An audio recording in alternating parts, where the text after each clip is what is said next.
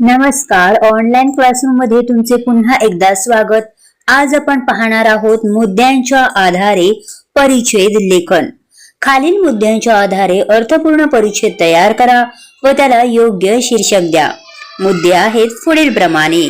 2 लहान मुले शाळेसाठी निघालेली, शाळा रस्त्या पलीकडे, रस्ता ओलांडायचा, दोघे रस्त्याच्या कडेला उभे, सिग्नलची वाट पाहत, बाजूला लक्ष जाणे, म्हातारे आजोबा घाबरलेले, पलीकडे जायचे, मुलांनी हात पकडणे, तिघेही पलीकडे, सुखरूप, शाबासकी। आता आपण आपल्या या परिच्छेद लेखनाला सुरुवात करूया। त्या अगोदर आपण या परिच्छेदाला योग्य शीर्षक देऊया। तेव्हा दिलेल्या मुद्द्यांच्या आधारे आपण या परिच्छेदाला शीर्षक देणार आहोत आजोबांची शाबासकी। सकाळची 10ची वेळ होती। राजू आणि रोहन ही 2 लहान मुले नेहमीप्रमाणे शाळेसाठी निघाली होती। त्यांची शाळा घरापासून 10 मिनिटांच्या अंतरावरच होती, मात्र ती रस्त्याच्या पलीकडे होती। शाळेत जाण्यासाठी त्यांना प्रचंड वाहतुकीचा रस्ता ओलांडायचा होता।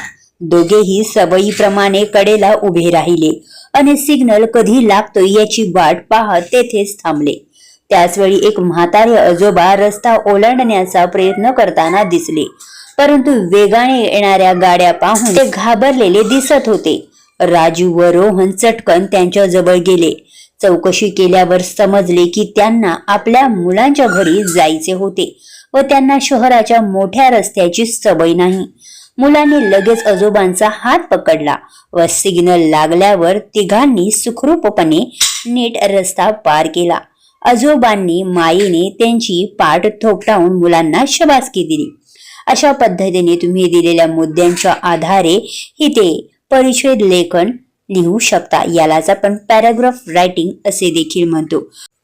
मित्रांनो, तुम्हाला ही माहिती महत्त्वपूर्ण वाटली असेल आणि कामाची वाटली असेल तर आपल्या या व्हिडिओला लाईक नक्की करा आणि ऑनलाईन क्लासरूमला सबस्क्राईब करायला विसरू नका। थँक्यू।